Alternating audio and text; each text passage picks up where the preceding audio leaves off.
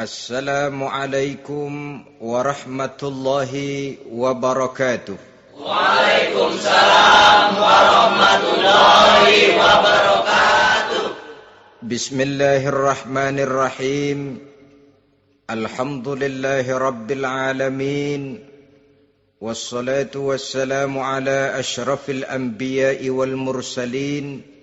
Sayyidina wa maulana Muhammadin wa ala alihi wa ashabihil mujahidin at-tahirin. Amma ba'du, subhanaka la ilma lana illa ma 'allamtana innaka antal alimul hakim. La hawla wa la quwwata illa billahil aliyyil azim. Saudara-saudara kaum muslimin, terutama adik-adik para remaja dan pemuda yang saya cintai. Apa-apa, kerjanya cuma ngandeli babe, kerjanya cuma menggelayuti fasilitas orang tuanya. Tanpa itu dia tidak akan punya nilai dan harga sama sekali. Ini generasi paling jelek. Kalau orang lain kelihatan lebih hebat, dia sebut nenek moyangnya. Lo sih belum apa-apa, lo baru kopral lo. Engkong gua no, Komandan Hansip. Engkongnya yang disebutin. Dia sendiri tidak punya prestasi apa-apa. Jadi silahkan saja cari gadis dari keturunan keluarga yang baik-baik. Tapi jangan jadikan tendensi utama, jangan dengan niat untuk menyempeng kepada kebesarannya. Tapi paling tidak dengan niat agar mudah-mudahan dari benih yang baik ini akan lahir keturunan-keturunan yang baik pada akhirnya nanti. Itu yang kita harapkan. Bukan lalu dengan pertimbangan, weh mertua gue bos nih, kali aja begitu gue kawin dia mampus. Ini semua warisan kan jatuh kemari semua. Kalau itu niatnya sudah jelas salah.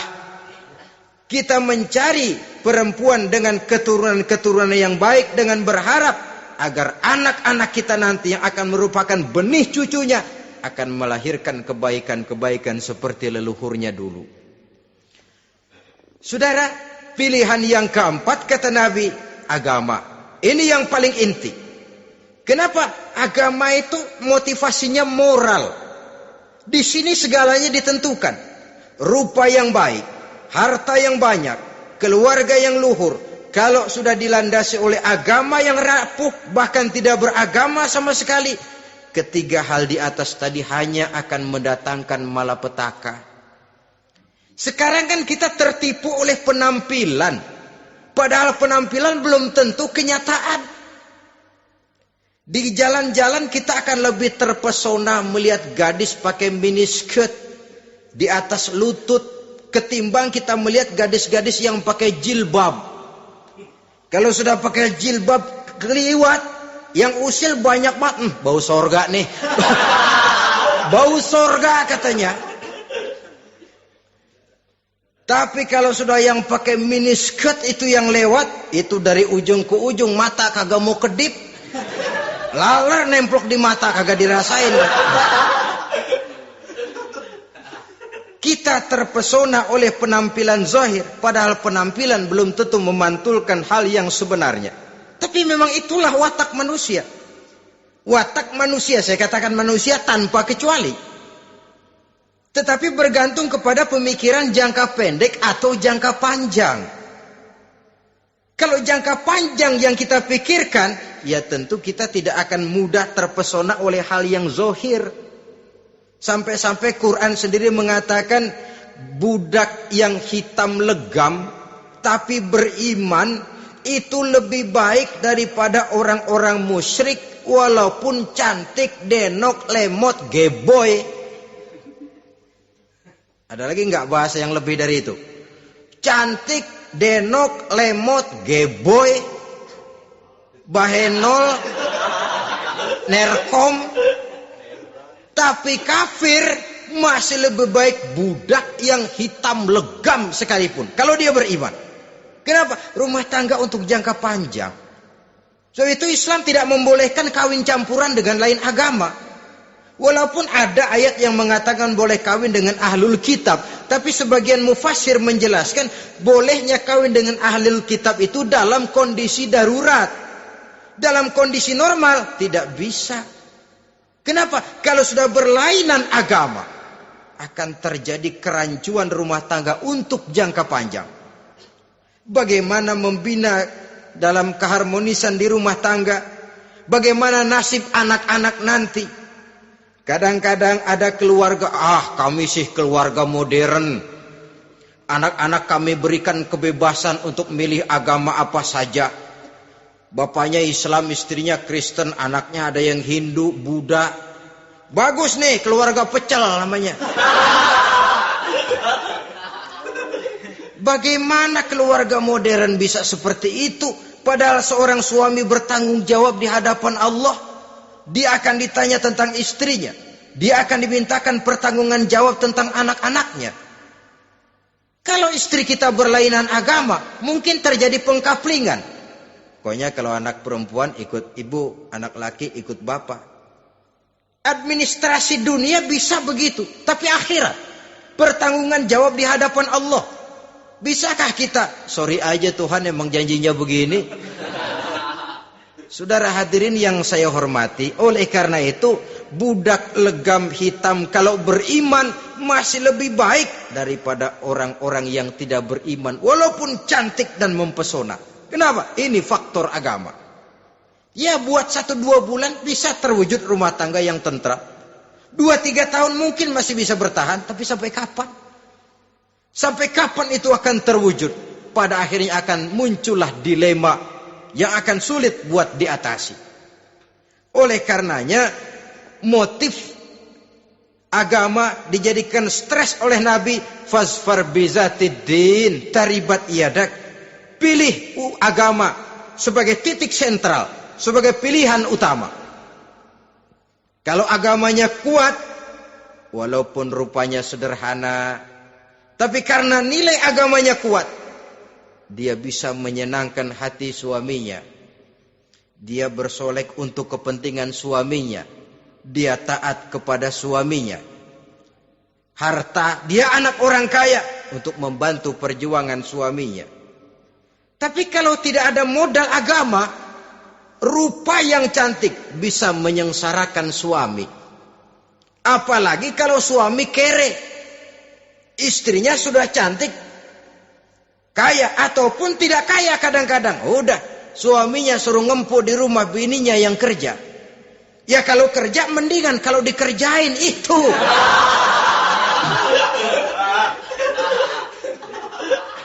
Itu yang repot. Saudara hadirin yang saya hormati, dan ini bukan 1-2 kasus. Alangkah malangnya kalau sudah terkena hal seperti itu. Akhirnya seperti pengaduan sahabat kepada Rasul tadi. Mau diceraiin, cinta saya udah medok benar Rasul. Enggak diceraiin, hati saya ngebet, pegel. Si malakama akhirnya. Jadi oleh karenanya agama. Kalau dia cantik, walaupun miskin, agamanya kuat, dia bisa memelihara kehormatan diri. Dia kaya, agamanya kuat, hartanya disalurkan di jalan Allah. Karena itu agama jadikan pilihan utama. Dan ukuran agama itu bukan cuma jilbab loh. Ya kadang-kadang ada juga yang jilbabnya nggak pernah lepas, tapi kadang-kadang akhlaknya lebih binal dari yang kribo. Ada cuma sekedar kamuflase saja, itu pun penampilan. Sekedar penampilan saja. Cuma dari segi aurat ya memang lebih baik dan lebih utama. Dan saya kira lebih mengundang penasaran toh.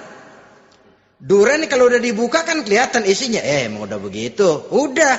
Tapi kalau masih rapat, itu yang rasanya kita pengen buka. Timbul tantangan. Gue pengen tahu isinya. Rasanya juga begitu. Sama saja dengan baju. Kalau dibungkus rapat di plastik, ditaruh di etalase, adanya di toko mau serba ada. Tahu kita barang mahal nih. Biar punya duit, kita mau nawar ragu-ragu, takut nggak cukup.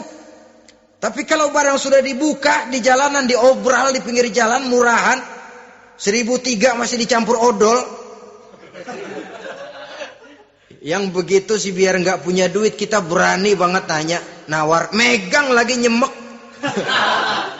Berat duit nih bang. Kenapa? Barang sudah terbuka. Jadi saudara-saudara, syukur kalau keempat-empatnya ini jodoh terkumpul dalam jodoh yang saudara cari. Sudah rupanya cantik, kaya, keturunan orang baik-baik, agamanya kuat. Nah, surga dunia tuh. Yang begitu cari. Kalau ada yang begitu saya juga mau nambahin satu lagi.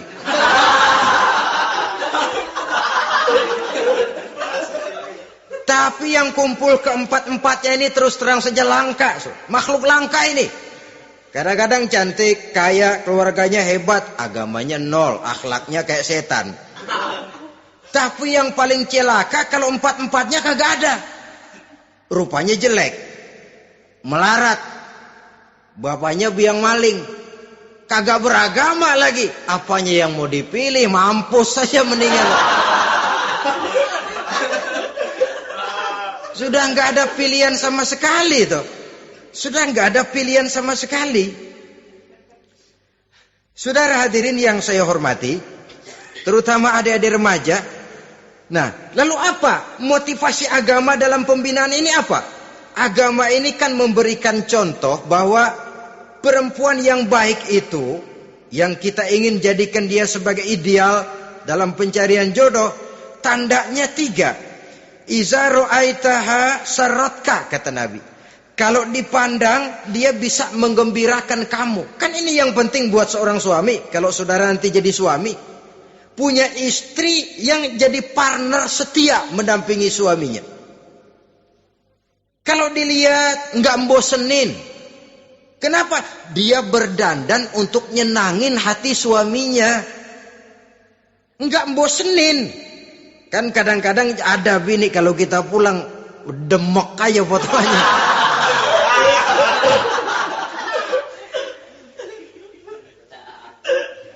Ini yang bikin suami nggak betah di rumah ini kan yang begini.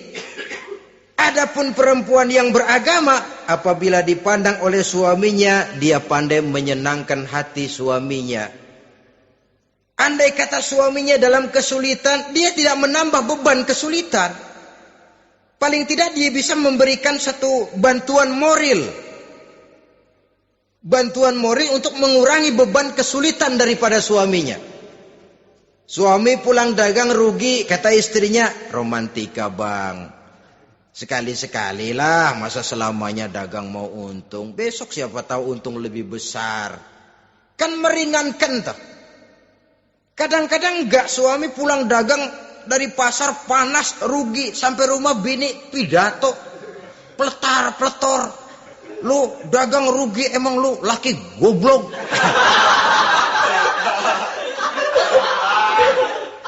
Sudahlah di pasar rugi, di rumah digoblok-goblokin. Ini nanti kena penyakit broken home yang begini ini. Padahal kesuksesan di kantor, kesuksesan di pasar, kesuksesan di medan tugas selalu dimulai dari kesuksesan dan ketenangan dari rumah tangga. Dia berhias untuk kepentingan suaminya, tidak terlalu berlebihan, dan suaminya pun pandai menghargai istrinya dengan kata-kata yang menimbulkan gairah dan semangat. Melihat istrinya bersorak, kamu makin cantik saja. Jangan juga kadang-kadang suami ketus. Ngelihat daksu pulang kantor, lihat suaminya, istrinya dandan rapi. Tumben lu mau bekasin apa? Mau bekasin katanya. Artinya apa ini? Pandai mengembirakan, bisa tenggang rasa, bisa berbagi rasa. Sehingga suami merasa ada tempat dia bertukar pikiran, ada tempat dia membicarakan persoalan. Dialog dalam kehidupan berumah tangga itu sangat diperlukan. Iza ra'aitaha sarratka, kalau dipandang dia sanggup mengembirakan kamu. Dikasih uang 500 senyum, 5.000 pun ketawa, menggembirakan. Dia bisa taruh kata hatinya kesel, tapi mulutnya senyum. Nah ini yang sulit ini. Senyum tapi kesel, kesel tapi senyum. Kadang-kadang Istri itu kan kalau sudah kesel, suami pulang nggak bisa dia menyembunyikan kekesalannya. Dari jauh suami sudah lihat ini yang nyambut, ini bemo ini. Udah monyong serem. Saudara hadirin yang saya hormati, yang kedua, bila diperintah dia taat. Ini pengaruh agama.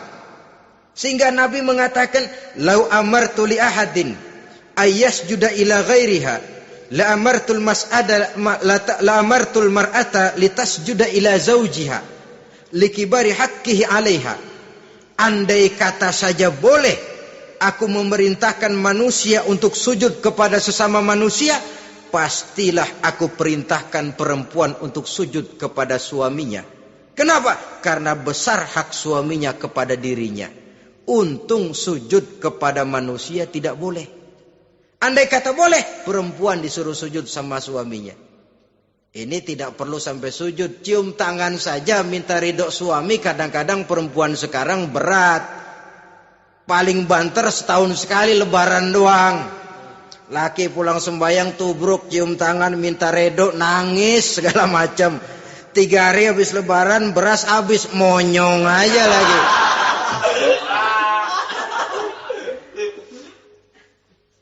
Saudara hadirin yang saya hormati, yang ketiga, akibat pengaruh agama, dia sanggup memelihara kehormatan diri dan sanggup menjaga harta suaminya. Memelihara kehormatan diri baik pada saat suaminya di rumah atau pada saat suaminya tidak ada di rumah. Satu riwayat, seorang sahabat akan pergi perang jihad di fi sabilillah. Ketika mau berangkat dia bilang kepada istrinya, "Saya mau berangkat perang. Kalau saya belum pulang kamu jangan keluar rumah." "Baik bang." Pergi istrinya, pergi suaminya jihad. 1 minggu, 2 minggu berlalu, belum juga pulang. Satu hari datang utusan dari rumah orang tua si istri ini. "Assalamualaikum bu." "Waalaikumsalam." "Ada apa?" "Ada berita kurang enak bu, orang tua ibu sakit parah, mohon tolong ditengokin." Apa kata si istri? "Maaf saja, suami saya belum pulang dari medan perang. Saya belum dapat izin keluar rumah kalau dia belum pulang. Tolong sampaikan maaf saya kepada orang tuanya." Pulanglah utusan tadi. Besok balik lagi. "Bu, ada apa?" "Udah Senin Kemis. Napasnya sudah sampai tenggorokan. Tolong tengokin buat terakhir kalinya bu. Suami saya belum pulang. Dia pesan kalau dia belum pulang saya jangan keluar rumah. Saya nggak bisa tengokin orang tua saya. Salam maaf saja." Pulang utusan itu. Besok balik lagi. "Bagaimana?" "Sudah meninggal bu. Mau dikubur, tengokinlah buat terakhir kalinya. Suami saya belum pulang. Saya belum berani keluar rumah kalau suami saya belum pulang. Itu janji saya sama suami saya." Pulanglah utusan ini ngadu kepada Rasulullah sallallahu alaihi wasallam. "Ya Rasul, ini perempuan kelewatan benar. Dari orang tuanya sakit sampai sekarat, sampai mati, sampai dikuburin dia nggak nengokin." "Memangnya kenapa?" "Suaminya katanya pergi jihad dan suaminya tidak mengizinkan dia keluar rumah kalau si suami belum pulang." Apa jawab Rasul? Marahkah beliau? Tidak, beliau senyum. Apa katanya? "Dosa orang tua yang meninggal ini telah diampuni oleh Allah karena dia punya anak perempuan yang begitu taat kepada suaminya." Allahu Akbar. Dosa orang tua yang sudah meninggal itu diampuni oleh Allah karena dia punya anak perempuan yang begitu taat kepada suaminya. Ketaatannya kepada suaminya menyebabkan dosa orang tuanya diampuni oleh Allah Subhanahu wa ta'ala. Suami pergi jihad, orang tua sakit keras, tidak berani dia keluar rumah. Itu tandanya bisa menjaga kehormatan diri. Kalaupun satu saat suaminya manggil, "Bu, tolong ambilin uang di dompet." Dompetnya dibawa, "Bang, ambil saja sendirilah, nanti salah ambil lagi saya." Kadang-kadang enggak, suaminya pergi mandi, dompet berantakan. Saudara hadirin yang saya hormati, ini motivasi agama. Jadi kecantikan zohir yang diimbangi dengan kecantikan batin oleh karena pengaruh agama tadi.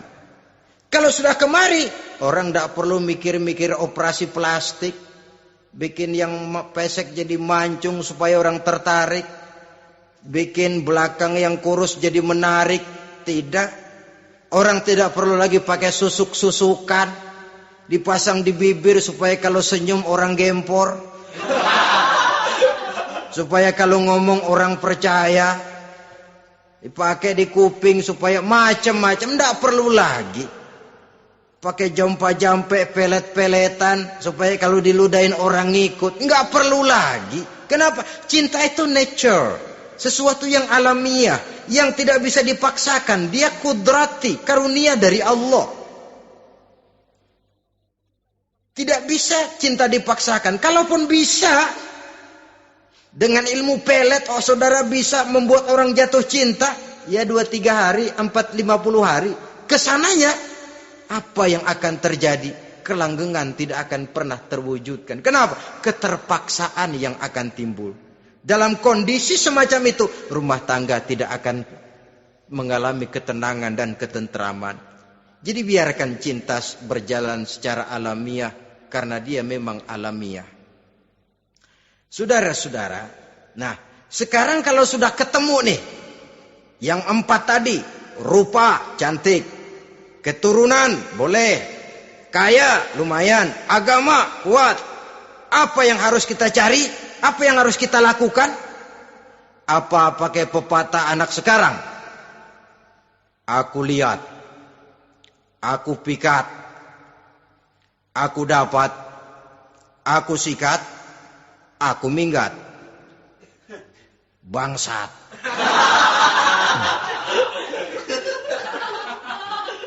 Itu kan ada moto cinta kilat begitu tuh. Cinta kilat katanya. Aku lihat, aku pikat, aku dapat, aku sikat, aku minggat. Bangsat. Atau kita harus hanyut dalam arus free love, free sex, summon living, eksperimen dulu? Tidak. Islam mengajurkan kalau memang seret, ini rasanya ini nih, mantap gue nih. Apa yang diajarkan oleh Islam selanjutnya? Meminang, saudara-saudara. Meminang adalah langkah awal untuk mengikat tali pernikahan. Diizinkan meminang, dan di dalam meminang pun diizinkan untuk melihat.